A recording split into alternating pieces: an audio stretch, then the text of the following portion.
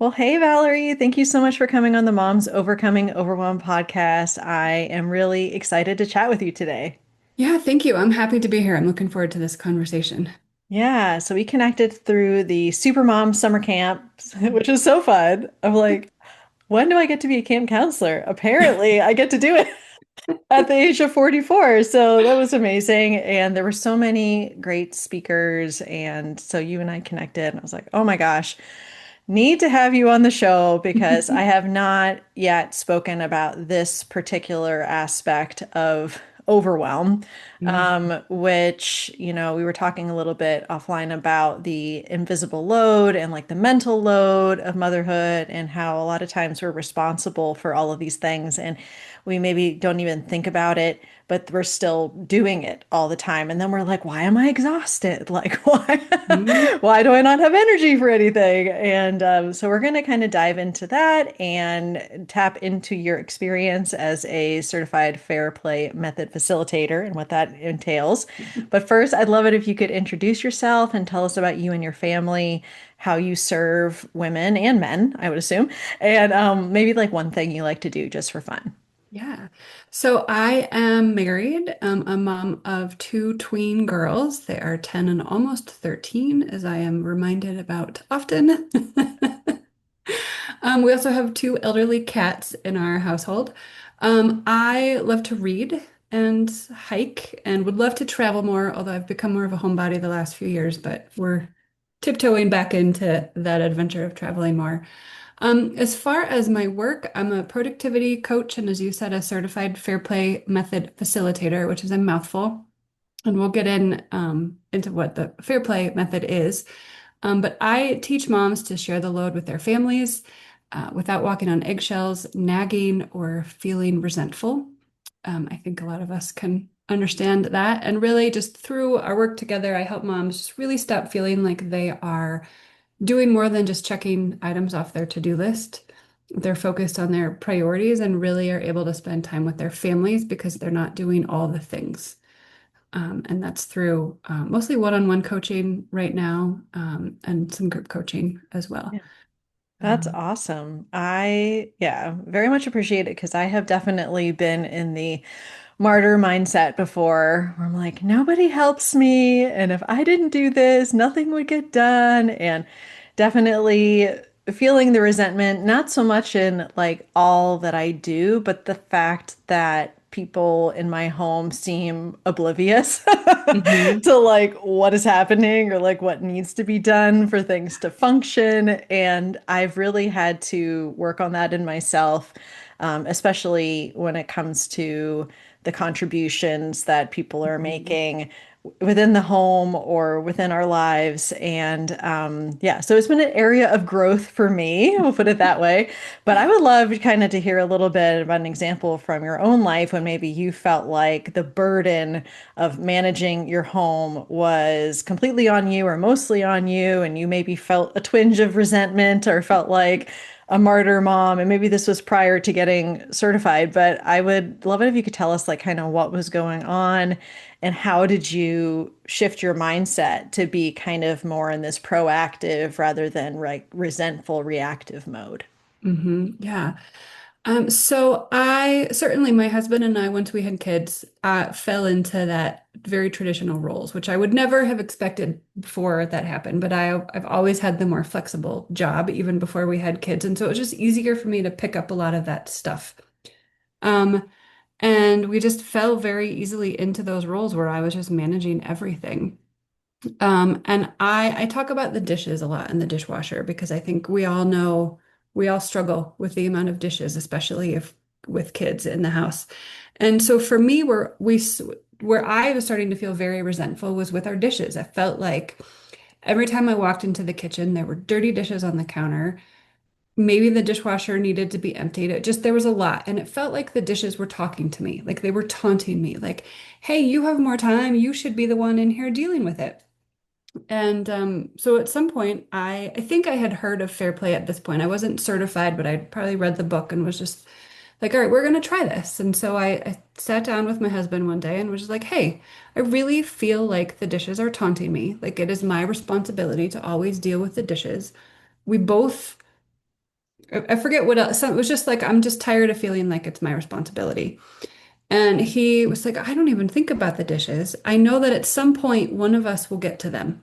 And I was like, but that's the problem. Like at some point, like what does that mean? Can we define when the dishes are going to be dealt with? Because usually it would just be me at some point during the day dealing with the dishes. Like we run our dishwasher twice a day sometimes, like in the middle of the day and evening. And I was like, this is just not, this isn't working for me. And so we came up with a plan where we trade off once a week. So one of us is in charge of the dishes from Sunday to Saturday, fully in charge. So this week, as we're recording this, it is not my week. It is not my problem to deal with the dishes. And we set up just some guidelines around that. Like by Sunday morning, all of the dishes have to be done. Like we can't leave the other person with a mess on Sunday to clean up. You're in charge of hand washing anything that needs to be hand washed, running the dishes or running the dishwasher, and then making sure the kitchen is clean enough that whoever makes breakfast does not have to clean the kitchen.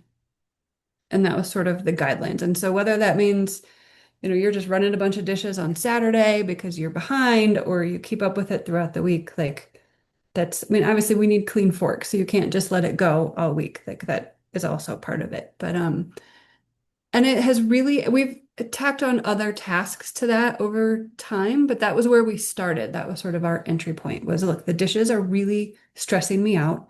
We cannot just leave it to somebody will get to it at some point. We need somebody in charge. Um, yeah, so that was where we started. I was just tired of dealing with them and it's worked. We've been doing it this way for several years now. And Yeah. it has been really helpful. That's a really great and very relatable example for sure. And I was mentioning before we hit record that my husband and I have a pretty good system in place, like as far as like who's doing what and whatever. But I would say I am definitely, number one, the default parent, number two, the default person for the home, because when my kids were born, I was a stay-at-home mom, and now I'm work from home with my own business. So I've always had more of the flexibility. And there's always been a couple things that I just really detest or I feel like he has more knowledge about. One of the things is like maintenance of, we don't have a lawn, we're in a townhome, but maintenance of like garden stuff, like weeding and Mhm. pruning and whatever. And I always thought, well, he's the one, he does like the outdoor stuff, so he's the one in charge. Not, no. Mhm. So nothing was getting done, and I'm like, I, I, do you want me to weed and prune? Because, and he's like, well, yeah, I mean, you were just doing it. And I was like, well, I was doing it because you weren't doing it. So that's a perfect example of like, even though we have other things dialed in with like making the bed and unloading the dishwasher and the laundry, and like we have all that kind of dialed in, there's still kind of like my lack of communication was his signal that, oh, she's handling it. But we had never spoken about it. So then it was an area of like stress and resentment for me. So Mhm. now it's like, okay, who is responsible? Like, what are we doing? Like, how often? Because the other thing I've noticed when it comes to a partnership or marriage is the other person certainly doesn't want to be micromanaged or Mhm. nagged. So it's Mhm. like if he says, I'm doing it, and it's not in the time frame that I would like or in the way that I would like, I need to be quiet because he told me I've got this and it's my responsibility. So I'm sure a lot of people can relate to that. And I love how you're talking about like picking an area where that's like really bothering you or really stressing you out, or like where you find there's a lot of that resentment. Do you find that most people start with like the dishes or the laundry, or where do you find most people start as far as it goes?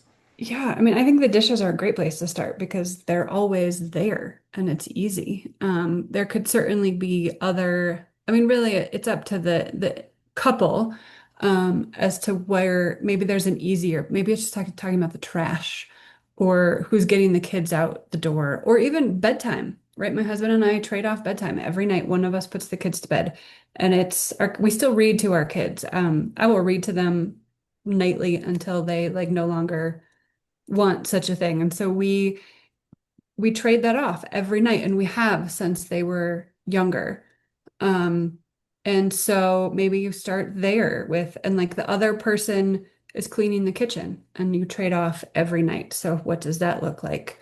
Um, and I think you're onto something when you were talking about how that communication piece, um, and the being quiet, like your husband said that. And I think that's one of the biggest kind of hangups that we get to, right? Like we as women have been conditioned to believe that all this stuff has to be done when we say so on this timeline to this level of cleanliness that society has told us it needs to be, that we now feel like it's so ingrained in us, right? That we're like, oh, it must look this way, that we don't talk about it with anybody else. We either just do it ourselves because that just feels significantly easier, or we nag our partners until they do it.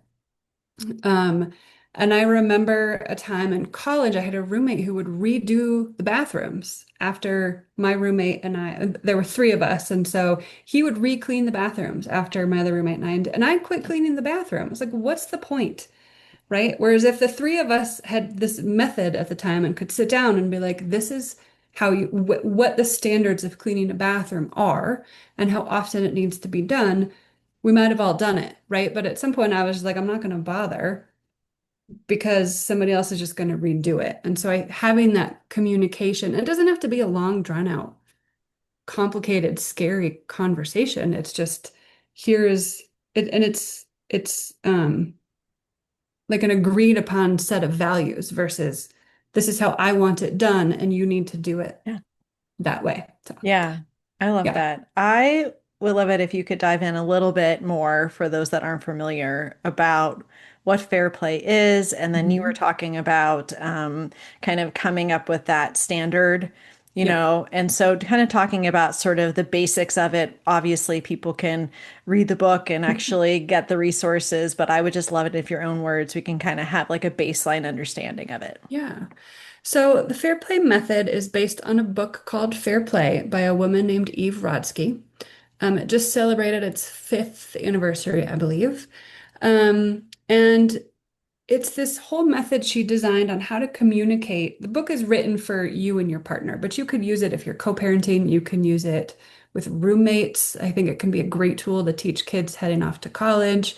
You can use it with your kids if you're a single parent. Like there's so many different ways. For the sake of this conversation and the coaching that I do, it's for um, a heterosexual couple that lives together, really. But it talks about how you talk about something with your partner. You define your values, and then you really talk about what how you complete a task from conception to planning to execution. And you can use it for what do your holidays look like? What do your birthday parties look like? To who is taking out the trash and cleaning the bathrooms? Like it has so many different ways that or places that you can use it. And the goal is to get you to a place where things are happening in a way that isn't mom being in charge of everything or one person being in charge of everything, just telling everybody what to do. Like today, I made my kids a to-do list on the refrigerator. I was just like, I need to go focus on my work. Here's what I need you all to take care of today. They're old enough that they should have been able to figure that out on their own, but for the sake of today, it just felt easier for me to do that. But the goal is to get to where my kids can look around the house and be like, okay, I need to take care of these things today. I need to put away groceries, and they can see that there are groceries to put away, and they can know that they need to put them away without me telling them there are groceries to put away. Um, or laundry or kind of whatever that looks like. But it's having that conversation around all of these tasks and talking about them regularly. Like we do talk, my husband and I, about, okay, how are the dishes working? Does this plan still work? Because our phases of life, our seasons of life change. As our kids get older, different seasons, like we need to switch up what we're doing. Um, just a couple weeks within the last couple weeks, we're getting the kids involved and helping to clean up dinner.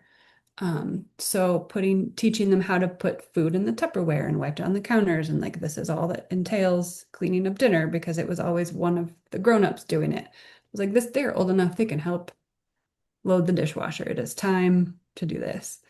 Um, Yeah. Is that Mhm. clear? Does that make Yeah. sense?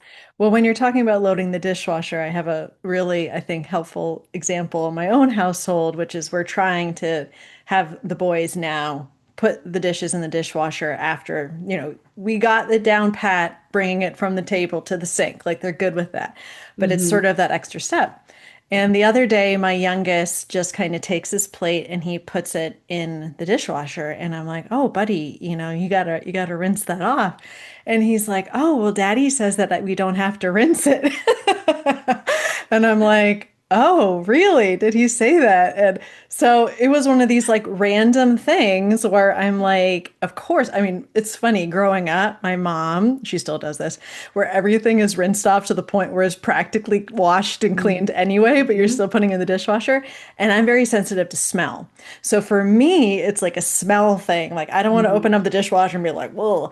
And so it's just more me being able to talk to my husband and be like, what is our minimum standard of care for the dishwasher? Yep. Are we rinsing or not? Because if I know as soon as these go in, like at dinner time, we're just going to run the dishwasher at night anyway, because that's what we do. I don't mind if there's some food on there. But if it's breakfast and it's like I'm having to smell it the whole day, like that's an Hmm. issue for me, which he probably doesn't even know. He just thinks I'm being like extra because I'm rinsing my dish. So that might be like one example with just within the is it working, not working, being Hmm. able to be looking at that minimum standard of care and making sure that everyone's on the same page because it Yep. might be that people are having different opinions, but for reasons you may not understand. Like, I can't stand the smell of food in the dishwasher. Yeah. Yeah, that minimum standard of care is huge. So that the MSC is a big part of fair play. And that is where those are the agreed upon values. And it's not a place for somebody to be like, well, my standards are higher, you need to meet them. Or somebody else to be like, you need to lower your standards. These are like agreed upon standards. Like, how do you fold towels in your house? Right. So I've been, as my kids have been home this summer, I've been making them or asking them to work on folding towels. And some towels to fit in our kitchen drawer have to be folded a certain way. Other towels that live in our linen closet can be folded differently. And my husband and I grew up folding towels differently. And so it's that like having that conversation of, okay, they need to be folded in thirds in this way for the hand kitchen towels to fit in this drawer. The other towels can, I don't care how they're folded as long as they fit in this pile and aren't falling out. And having those conversations of this is how this needs to be done and why, right? Like as long as towels aren't falling out of our linen closet, that's okay, right? And that might be different in somebody else's house. It might be they need to be folded a certain way and color coordinated because it makes it easier to grab a towel when I need to go put them in the kids' bathroom or I don't know, whatever that might be. But it's having that conversation around what is that minimum standard of care that is deeper than, but this is the way I've always done it, and I need it done my way. Like I could probably fit more dishes in the dishwasher than my husband does. Sometimes I get in there on a Sunday and I'm like, what happened in here? And I like rearrange it because it's my day, and so I get to do that. Any other time, like it's hands off because it just, who cares? Like I'm not gonna stress about this, and I know I have a friend who's similar to the cleaning the bathrooms. He was arguing with his wife so much because she kept coming in and reorganizing the dishwasher. And she was just like, why should I bother loading it if you're going to redo it? And you Yeah. could talk about, hey, when I like the way our dishwasher runs, if you put Tupperware on the bottom, it goes flying everywhere. And like, so it's like, okay, we can't put plastic Tupperware on the bottom of our dishwasher. It has to go on the top rack. Otherwise, it like ends up somewhere else in the dishwasher. That is like we can come up with that plan, right? And if he puts something on the bottom, or sometimes I forget, so be it. Then we have to rinse that one out or deal with it differently. But like getting into that why Mhm. and tying it back to values if that's important, or like really getting into the why something needs to happen versus because I said so kind of mentality is huge and tricky. I fully understand that that can be very hard. I think the conditioning runs deep in moms for some of this. So some of that could just be some self-reflection of like, why do I need this done a certain way? Is it because something does smell or because I just want it done? It just looks better, or I don't know. But just spending some time, I think, reflecting on that can be helpful. Yeah. And you're reminding me that, there's so many, myself included, but a lot of women in my community that talk about how they don't have any time and they don't have any energy and they wish that people would help. But then if we're discouraging the people that are doing their best and trying to help, Hmm. then they're not even, like you said, going to try because they're just going to be worried about doing it quote unquote wrong. And Hmm. I would love your guidance on a specific example. I mean, I think the dishes is great and like all the examples we've talked about so far. But one of the, I don't want to say complaints, but some of the feedback I get regularly in my community is I'm the only one that cares whether this place is tidy. Like, I'm the Hmm. only one that cares that the backpacks aren't on the floor. I'm the only one that cares that the kitchen counter is cleared off. No one else seems to see it. No one else seems to do it. And even when I have systems in place where there's a specific hook for the backpacks to go on and there's a specific place for the shoes to go, they don't go there. And I feel like I'm constantly nagging and constantly telling my kids and my husband to do it. You can tell I get this, feedback a lot. And they feel like they're, carrying this particular load for the family where they desperately want to feel less stressed and less overwhelmed and to have a Hmm. home that's supporting them. And it's causing resentment and it's causing, breakdowns with their kids and their marriage and communication. So, Hmm. for a specific example of maybe keeping the house tidy, or maybe we'll go micro, and it will be like the mom who doesn't want to come downstairs after she's said goodnight to her kids, and then the house is a wreck and nothing has picked up. So, like, she's feeling like I'm exhausted, but the house is a wreck, and I don't want to be the one always having to pick up after the kids go to bed. So, how might Hmm. you help coach a mom in that particular situation? Yeah. That is that's just like the never ending question of our time, right?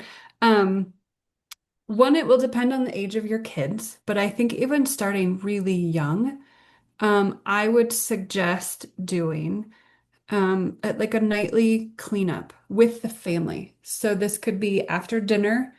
I would put in, if they're younger, like younger than tweens, although my kids would probably still enjoy some of this, what's called special time, which is not my term, but it's like one-on-one time with your kids. And it's like 5 minutes of just full focus. We're not talking like a huge commitment. Um, One-on-one time with your kids, so maybe 5 minutes per kid, and then a group cleanup. And it could be, I've suggested for clients, like if there's two kids, then each parent takes a kid and then you work on something together. As the kids get older and more independent, it could be um, everybody just kind of walks around the house. Like, let's start with, please walk around the house and find everything that belongs to you and put it in its home. And I always have to be specific with my kids of put it in its home because my 10-year-old will just put it on her desk and her desk will just end up like piled high with stuff. And like it has to go take that extra 5 seconds and put it where it belongs. Um, and so maybe it's not even like perfect, but getting in, it's like three songs, or each person in the household gets to pick one song. And so now you have a playlist of four songs. And when that time is over, then we're just done and we're going to carry on with our night. But the house is slightly tidier. You could, similar to how we're getting our kids to help clean up the kitchen, and when the other kid is feeding the cats. And so it's sort of everybody could have like their nightly tasks, and it could rotate or it could stay the same. I would suggest rotating it so not one person is only in charge of like loading the dishwasher every night and they start to get resentful because now, they hate this job even though 3 weeks ago it was okay. Um, Maybe there's a checklist of like, here are all of the things that need to happen, and we're going to see how fast we can get through it, or we can rotate through it. And having maybe that conversation at dinner of like, what is the minimum standard of care for the cleanliness of our house? And you could talk about, okay, when there are toys everywhere, we trip on things. Somebody could get really hurt if they fall. Things might get broken. Your favorite toy that's sitting on the floor that gets stepped on might get broken, and that would be really sad. So if we put our toys away, um, that's better for everybody. And letting go. I had to learn when my kids were younger how to let go of, like, I had bins that were, bins, dolls were supposed to go here and Legos, whatever. And other than the Legos, I had to learn to just let go of if things were in the bin and off the floor, did it matter? And every now and then, when I was feeling the need to organize something, I would go through and resort all the bins. But that's because I wanted to, and I could take 10 minutes to do it versus getting mad that the kids aren't doing it. Like if the toys are off the floor, does that matter? Because they were little. So, we're getting into the habit of putting stuff away, and then we can take it to another level of the right bin. Yeah. Um, and then hopefully, if you do that every day, like you're kind of keeping things at a minimum. If you're home all summer and you're home with your kids and it just feels easier to do that several times a day, do it. Like, hey, we're gonna eat lunch before lunch. Can we take 10 minutes and see how many things we can pick up? Um, and then go from there. Um, Yeah. and make it fun. Make it a game. Hold up a basket. I used to play like basketball with my kids' laundry, right? I'll hold up the bin and you're gonna throw your socks in here and I'm gonna catch it. And that was like the only way I could get them to put their laundry away because it was fun and Well, I think, I mean, even with my kids, when they were younger, sometimes I would do things like by color, like Mhm. kind of gamifying it a little bit, like find all the cars that are red and put them in. Like, and Yep. Sean, you find all the ones that are blue. So that might work with kind of like your younger kids. But Mhm. then when it comes to older kids, like my kids are really huge Weird Al fans. We just saw Weird Al in concert. And so they're always asking me, like, can we listen to Weird Al? Can we listen to Weird Al? And I'm always like, I have a headache. Like, please no. But like, okay, when we're cleaning up, we get to listen to four Weird Mhm. Al songs, like whichever ones you want, and to make it just a little bit more fun. And I was recently talking to another guest about family values and why it's important Mhm. to create your family values. So if you know, bringing the point about, stepping on a toy or stepping on a Lego, that's like we have a family value of safety. And so we Mhm. can't be safe if we're stepping all over Legos, or we have this family value of teamwork. And so this is why we're going to spend this time, kind of doing this all together right now. So I think bringing it back to the values, and then, like you said, knowing what that minimum standard is and being okay with like something that might be below your preference, but that it's meeting that standard of like, okay, it's off the floor, and that's good Mhm. enough for me to be able to feel like I can go to bed tonight and not be thinking about what's going to greet me in the morning Mhm. when I come Yeah. downstairs. So, yeah, that's really incredibly helpful. I guess my last question would be just like, have you found with the couples that you work with, if there's any like unanticipated roadblocks? Is it just that maybe schedules change, or like if you're going from a summer season and then going into, back to school, and so like schedules are changing? Are there any other like considerations for when things need to be reviewed if there are things that are kind of coming up that might be changing based upon our Mhm. season? I recommend having a weekly check-in. Maybe when you're first starting out, it's daily, every morning over a quick cup of coffee. You're just reviewing the day. Because especially with kids, there are going to be the days where like the kids are sick or they have a snow day or they have, something. It's the fair play card is called a glitch in the matrix. And it's just a like something, right? You can have your whole week planned out perfectly and you know that something is going to mess that up. And so Oh yeah. being able to have that communication with your partner of like, hey, the weather's looking iffy this week. If there is a snow day on Thursday, like, what is that going to mess up? Or in the morning when I'm like, okay, our kid is homesick again, like, we both work from home, which is definitely a luxury. I understand of the like, okay, what meetings do you have versus what do I have so we can make sure our kid is also taken care of, but we're still getting the stuff done that we need to get done. Um, and just being able to, so checking in weekly, I would start with more often as you're getting started if that feels better.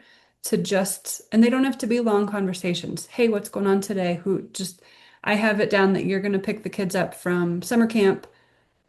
Is that still a possibility? Like, are we still on track for all of this versus, oh no, something came up.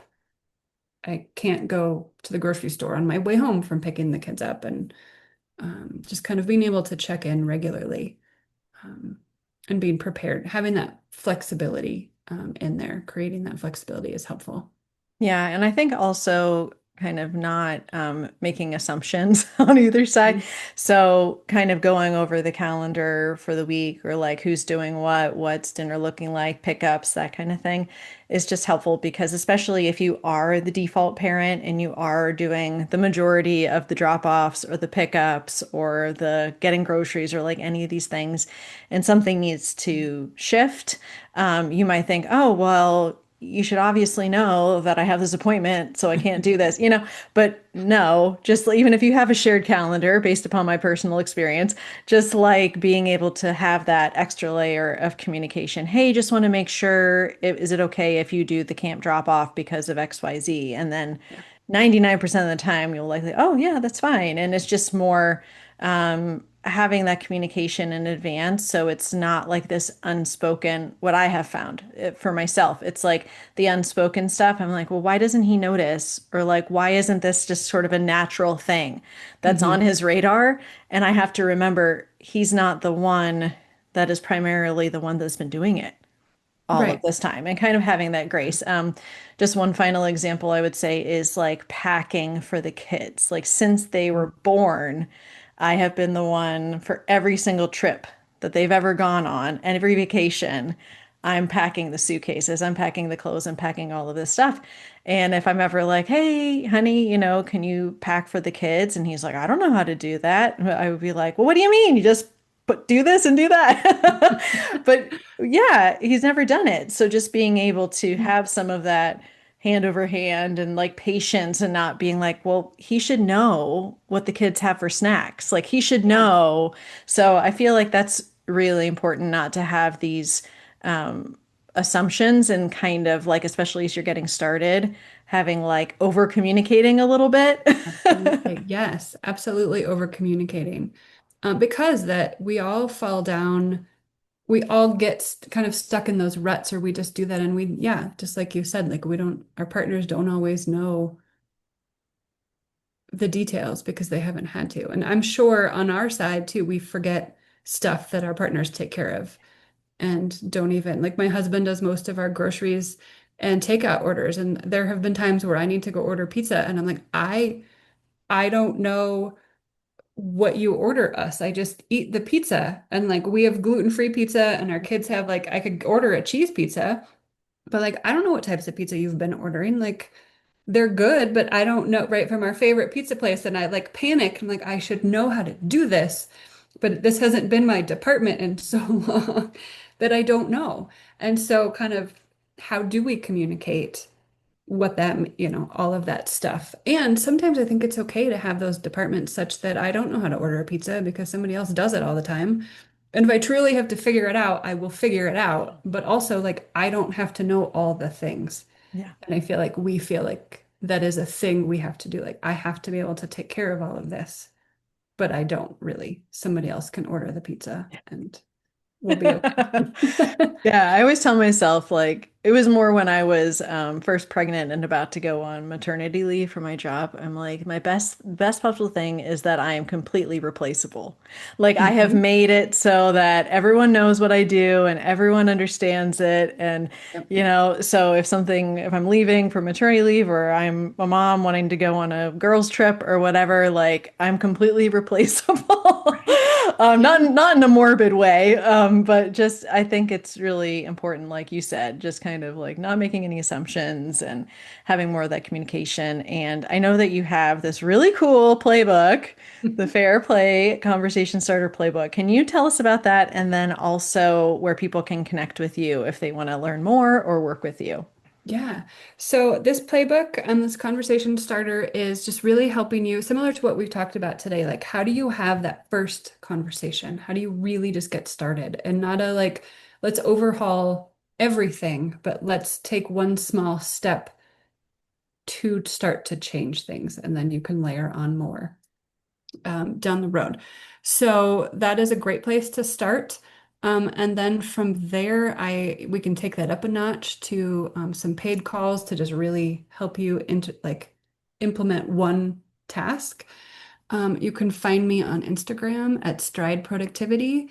And then if you sign up for this playbook starter, I'm sure I'm getting the words all confused now, the conversation starter, you'll end up on my newsletter where I talk about all of this stuff in detail and share stories and just kind of get more into the nitty gritty and have valuable resources in there as well. Wonderful. Okay, great. Well, I will link to that in the show notes. And thank you so much, Valerie, for being on the show. This was helpful. I always feel like when I'm chatting with someone in an area with expertise that I do not have, I'm always like, I got a free therapy session. Thank you. So thank you so much for letting me also give some of these very relatable examples. Mhm. And I really appreciate you coming on the show. Yeah, thank you for having me.